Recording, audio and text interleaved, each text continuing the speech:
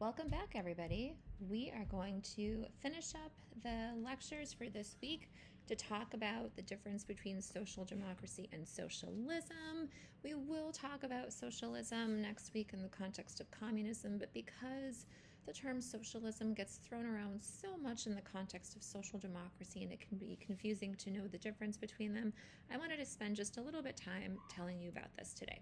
So these are the things that you should know by the end of this lecture, right? What are the differences between these three different terms? All right, so to unpack the difference between social democracy and socialism, we need to talk about the state and the market, because the big kind of defining characteristic of socialism is some kind of cooperative and joint control of the means of production, right? So the market is controlled by the state or some kind of cooperative of people. And so we need to talk about the state and the market first before we can discuss the differences between social democracy and socialism. So market economy is pretty universal today. That was not the case, though, before the fall of the Soviet Union. But this is what the majority of countries, the majority of states' economies look like today. And here's just some terms to clarify what we're talking about. Market economy, capitalism, right? It's basically a market economy with private property rights, and a command economy, right? Where prices, property, and production are directly controlled by the state. So when we think about the Soviet Union, right, maybe in its heyday of when industrialization really jump-started and you had bureaucrats who were trying to determine how much this factory should produce and this factory should produce, that's what we're talking about with a command economy. And here's an infographic just to show you the difference between a market and a command economy. All right, so let's just go back to this slide for a moment, right? In a market economy, it's the consumers, the producers, and purchasing power that are dictating what's being made and sold, right? But even so, there's still a role for the state in a market economy, right?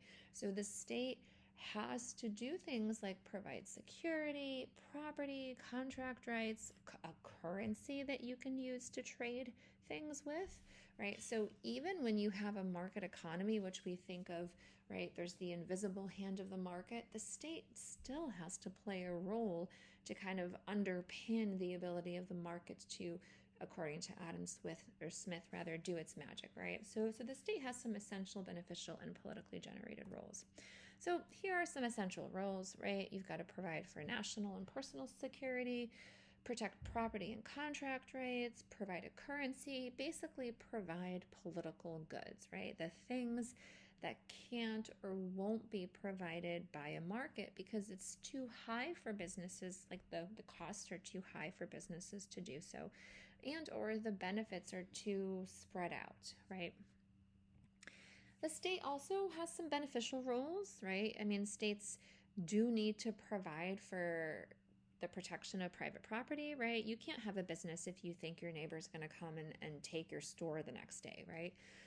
But with beneficial roles, right, these are things that are good for the state to do, but maybe not essential. Like it's good for the state to provide for infrastructure, like roads and education for a more educated workforce and healthcare, and to correct market failures, right? These are things that are beneficial to make market economies run better, but they're not the essential characteristics.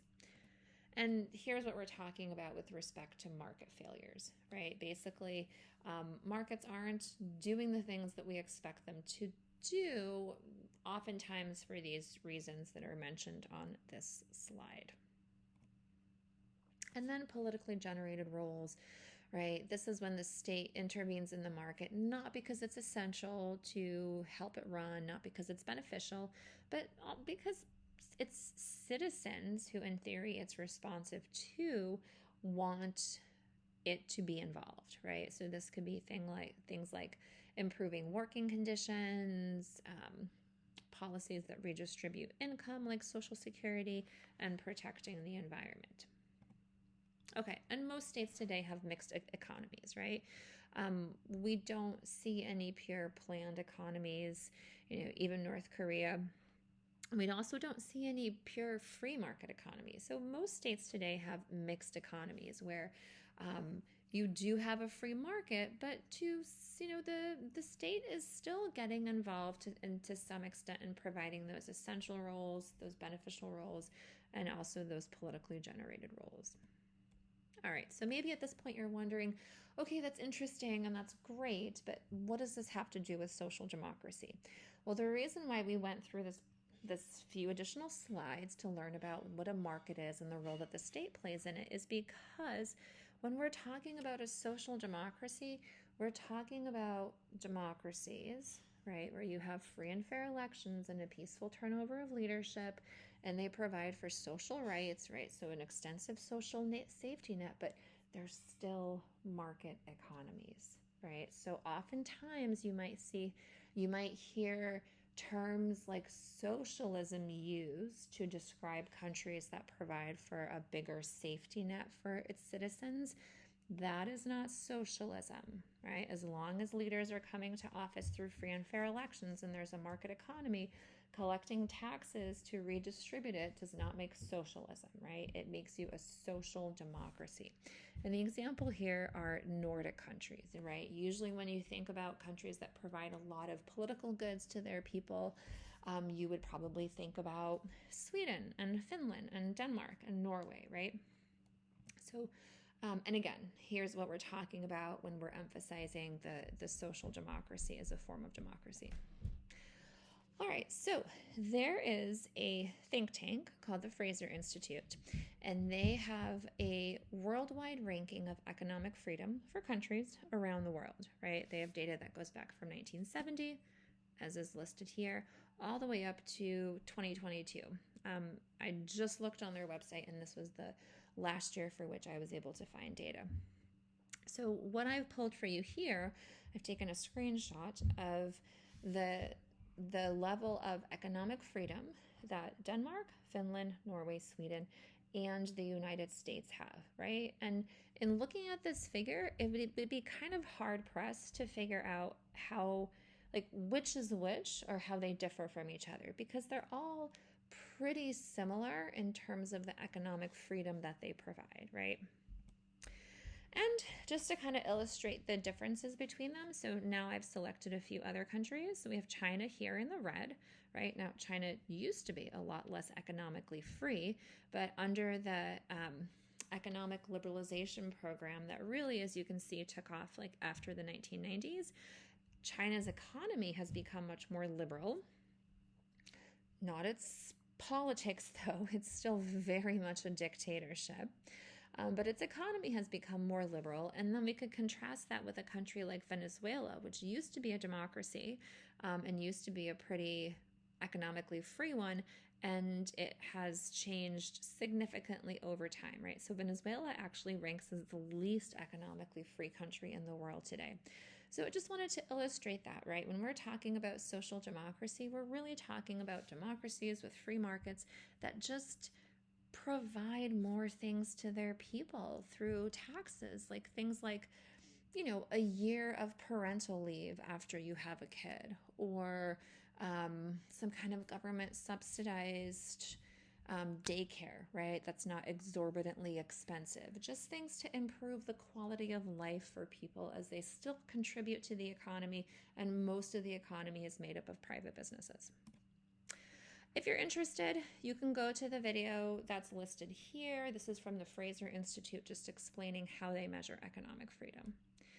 All right, so now we finally get to the point where we get to talk about socialism, right? So what is socialism? Well, really, in the traditional way in which socialism is defined, from a political standpoint, from a historical standpoint, it is an economy that is organized around the social ownership of the means of production, right? What does that mean?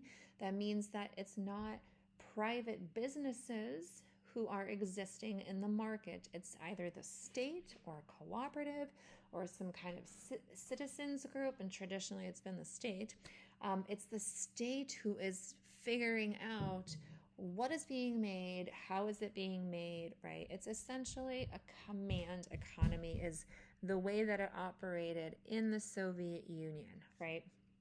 And so socialism, like democracy, comes in a variety of flavors, right? You have a version of socialism that says that capitalism has to be replaced through force and definitely not through elections, and that you need to abolish the markets and private property. That's where Marxism came in, and Lenin's modification of Marxism, which we will talk about next week. And there's another flavor of socialism that says, yeah, we do want to replace capitalism, right? We don't want to have all this private economy and private businesses, but we want to do so in a peaceful way and through free and fair elections. And that would be democratic socialism, right? Okay, finally, if you have at all followed Bernie Sanders calls himself a democratic socialist.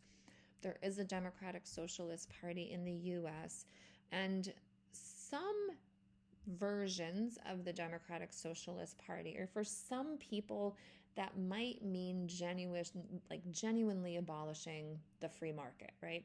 But when Bernie Sanders has talked about democratic socialism, he is basically saying that production is private, so you still have private businesses, but the government does more taxing and provides more public services for people, basically, right? So when Bernie Sanders, this is Larry David doing a Saturday Night Live imitation of Bernie Sanders. If you have not seen that, I highly recommend it. It's pretty funny. So Bernie Sanders, when he talks about being a democratic socialist, is basically he's saying that the U.S. should be more of a social democracy. And if you're interested, there's a great episode on a podcast called Freakonomics that talks about the difference, or how we define socialism, right? Okay, let me give you an example from kind of closer to home, right? Because usually when we think about socialism, we're talking about the government controlling the means of production. And if you have ever been to Utah, which I have, has great mountains, great ski resorts, you might know that there is a Department of Alcoholic Beverage Services that runs state liquor stores, right? So you have to buy your beer, if you would like to have some beer, from a state-run liquor store, right? So okay, it sounds a little socialist, right? You have the state controlling the stores that sell the alcohol, but, right, Utah's not a socialist state. Well, for one, it operates in the US, so it would be odd that it would be. But two, it's because there is a very robust microbrewing community and business sector in Utah. And so even though the state is controlling where you purchase said beer, it's not controlling who makes it, how much they make of it, what flavors they use in it, etc., right? So hopefully this clarifies for you the difference between socialism and social democracy.